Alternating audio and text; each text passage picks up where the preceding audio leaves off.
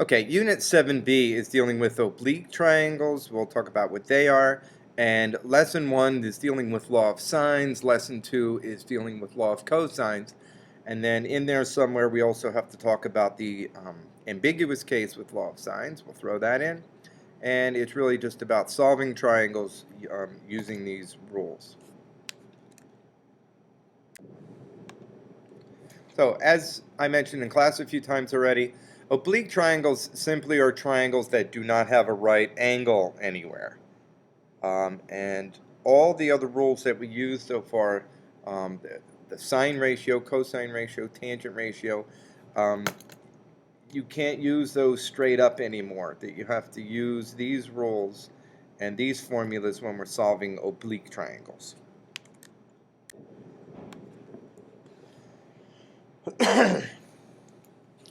All right, so if you have triangle ABC, all this formula here is saying is that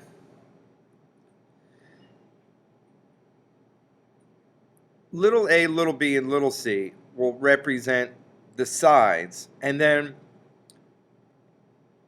the big A, B, and C, capital A, B, and C, represent the angles. So if you have a triangle, now there's one down here, all it's saying is that side A divided by the sine of angle A is really, will be the same ratio as side B divided by the sine of B, which will be the same ratio as side C divided by the sine of C.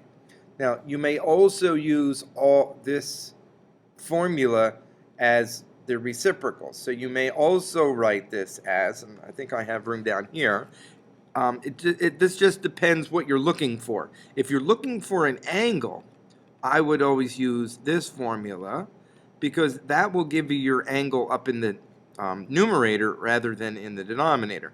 So you may also use any one of these formulas.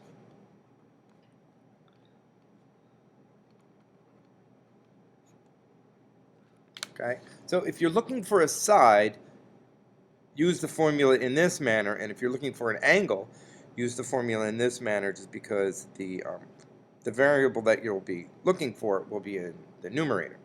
All right, now, when do you use law of sines? Well, you're going to use law of sines when you have the case ASA, meaning you have an angle, two angles, and the included side. So ASA. And then you will also use it when you have AAS, two angles and a non-included side. And basically what you're looking for is to use law of sines, you must have an opposite pair, meaning you must either have A and angle A or B and angle B or side C and angle C. As long as you have that, then you're good. Okay, so this should be fairly quick and easy. We only have two examples. So let's take a look at example 1. And of course, the first thing that we're going to do is draw this. And you can try to draw it to scale if you can. So we have angle C is 100. So let's try to make that kind of close to what we have.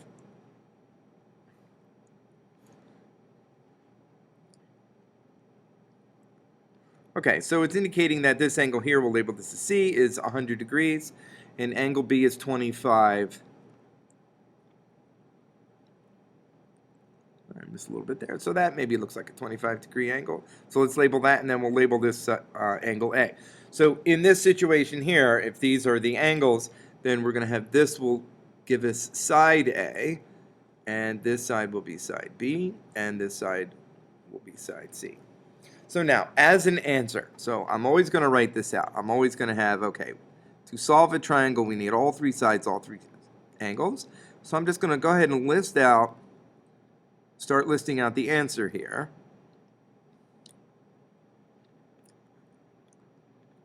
Oh, I guess I should have made that an A.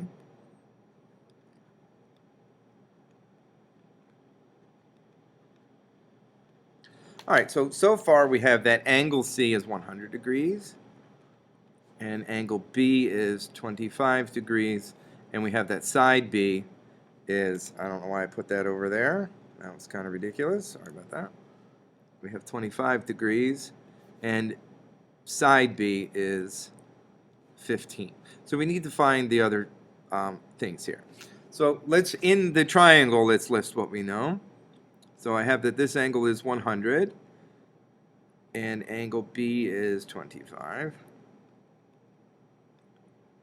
and side B is 15 over here. All right, so with that, we have to see what we know. So I have here, we have this angle, we have this angle, and we have this side, and I'll just give that as a tick mark there. So what we have here is AAS, or SAA. It doesn't matter what direction. So we have AAS, which indicates to us that we will use law of sines, okay, instead of law of cosines, okay? We'll also have those, but you won't be able to solve that one using law of cosines. So we can definitely use that. And really, again, what you're looking for is, do you have an angle and an opposite side given? If you can say yes, then you will use law of sines. If not, you can use law of cosines. Now notice here too that because we have two angles, we definitely have the third. So sometimes you might have to put that in before you determine whether you're going to use law of sines or cosines. And that's probably going to be the easiest thing right now. We can add those up. So we have 100 and 120, or 25, which is 125. And if we subtract that from 180, it looks like we're going to have a 55-degree angle down here. And we can get that right in right away, because once you're given two angles, you automatically know the third. So all it is a matter of calculating side A and C. All right, since we are given the B's, we are definitely going to be using that. Now, since we were given the C, let's start with that. So what we do is we write out the B's, because that's what's known. And if you notice, the first thing I'm going to try to determine is the C. So I'm going to put that on top.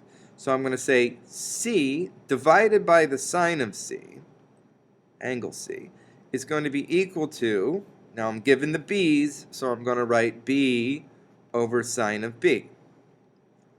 And then it's just a matter of filling in the knowns. When you use law of sine, 3 of these will be known, and 1 of them is unknown. So because I know the B's, I have to use that one. So C is the thing I'm trying to find right now. So it's C over sine of C, and I see that the C is 100 degrees, so I'm going to write sine of 100. And that's going to be equal to B, which is 15, over sine of B. So it's sine of 25 degrees. All right, now, before I start just popping things in my calculator and make sure I don't round too many times, I'm going to go ahead and just multiply both sides by sine 100. So C is going to be 15 times sine 100 all over the sine of 25. Okay, now it's just a matter of putting that in the calculator. Okay, and here, say to 1 decimal place, it looks like, and I get that C is approximately equal to 34, 35. Let's go with 2 decimal places. Then we can write 34.95. Okay, so C down here then, it's 34.95.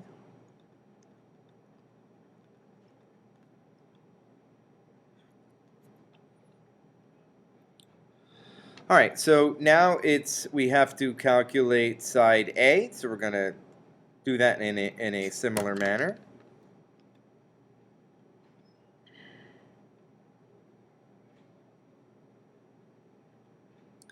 All right, so let's get rid of this calculation here.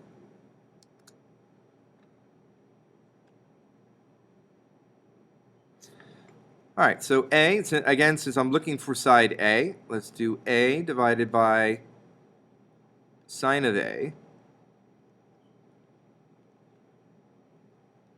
And A is 55 degrees, which we already calculated.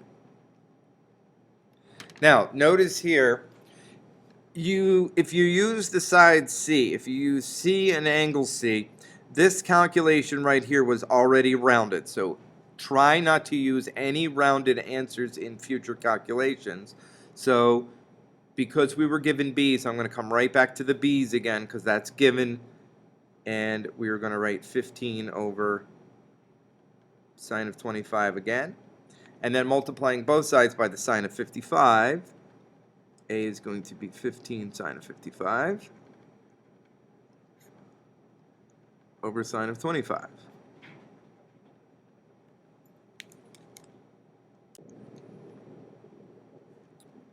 Okay, then for that one, it looks like we're getting around 29.07.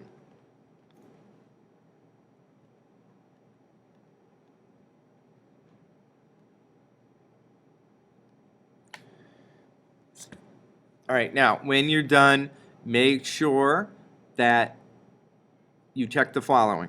And, you know, at least it won't tell you you're wrong, but, no, it won't tell you necessarily you're right, but it will tell you if you're wrong. As long as you take a look at the smallest angle. The smallest angle is 25, and then B will be the smallest side. And then the 100 is the biggest angle, so C should be the biggest side. So just match this up. So small angle, small side, middle angle, middle side, large angle, large side. And as long as you have that, that's a good check to see if you might be incorrect. And again, it won't tell you that you're right, but it will tell you if you're wrong, if what we just went through is not correct. Okay, example number 2 then. All right, so we have some items here, so let's draw. So that angle is around a 95, so I'm just going to make that a little bit bigger than 95.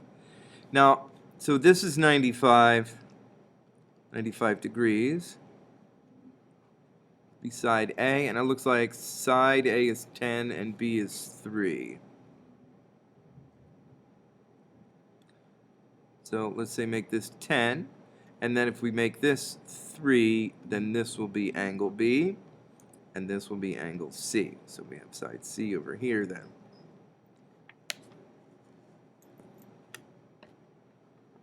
All right, so when I start doing these calculations, I am looking here. So what I have is, I have side, angle.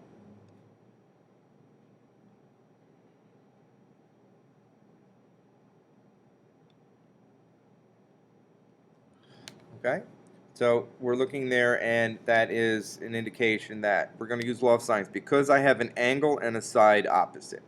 Now you notice here I only have one angle, so we're going to have to find one of the two angles first. You cannot use Pythagorean theorem here. I know some of you might be attempting to use that, but the Pythagorean theorem only works when you have a right triangle.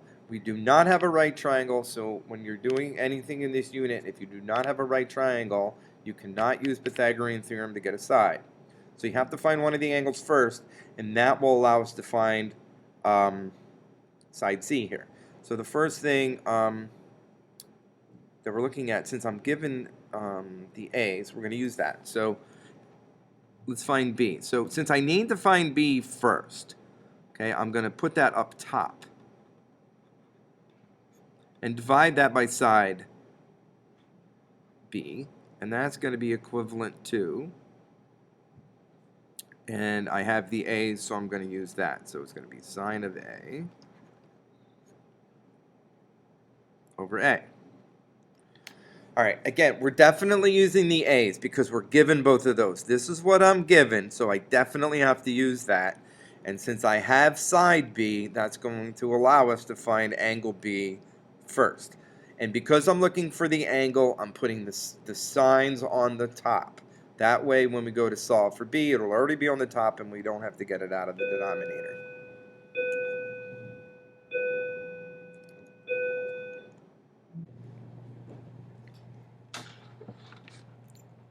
Well, we just heard a bell, so that was during school, so this is after school, so I'll have to remember where we were because this is a couple hours later. Let's see, so we're looking at this triangle, and I guess it looks like we have the A's. Yeah, so we have the A's and we're first looking for the B's. Okay, so the sine of B then. So we don't know B, so that's what we're going to be looking for. Over side B, which is 3, and that will be equal to the sine of A, which I've written it over already. Sine of 95 over side A, which is 10. So multiplying both sides by 3, we got to get the B by itself, but we have to get the sine B by itself first. So sine of B, it's going to be then 3 sine 95 over 10, multiplying both sides by 3. And then we still need to solve for B.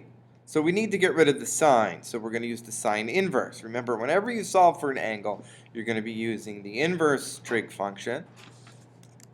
All right, so I got interrupted again. So let's try to get through this problem. All right, let's see. All right, so we're trying to solve for B, so we need to inverse both sides. So that'll give us that B is equal to the sine inverse of all this stuff.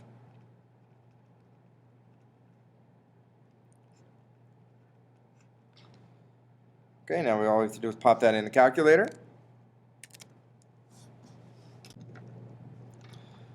All right, so it looks like on that one we get 17.4 degrees. And then in order to solve our triangle, then to write out the answer, let's write our A equals, B equals, C equals.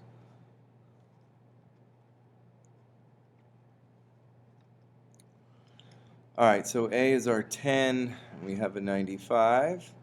And we just calculated angle B to be 17.4, and side B is 3. All right, now we just need to calculate the C's. Because we have now two of the angles, we have a 95-degree angle and we have a 17.4. So let's add those up and subtract from 180. And it looks like angle C then is about 67.6 degrees.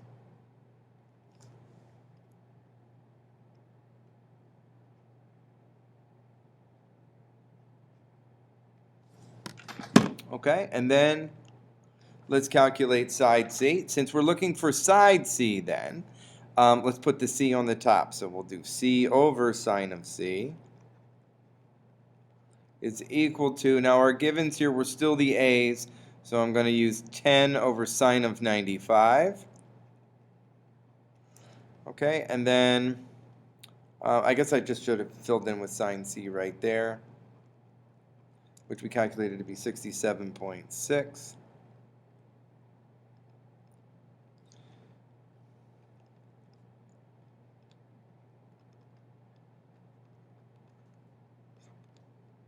And then solving for C gives us that expression, and then pop that in the calculator. All right, then side C looks like approximately 9.4. I have a 4, I don't know why I wrote a 9.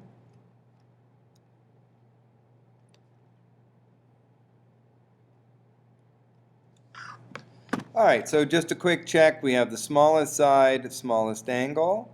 We have middle side, middle angle, and the biggest side, which is 10, is the biggest angle. So everything looks okay there.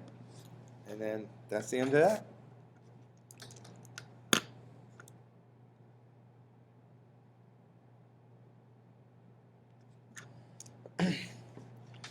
Now, in addition to this assignment, we're also going to be taking a look at some applied problems in law of sines. So we're going to be taking a look at an applied